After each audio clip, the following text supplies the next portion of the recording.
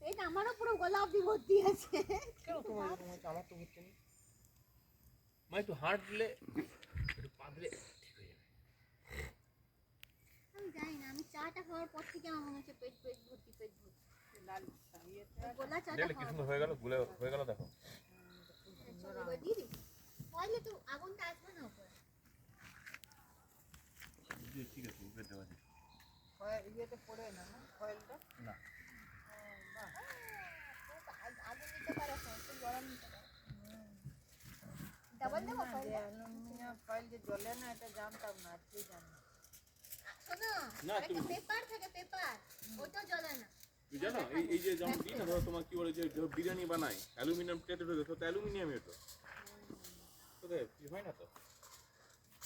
তার জ্বলন্ত আগুনে দেওয়া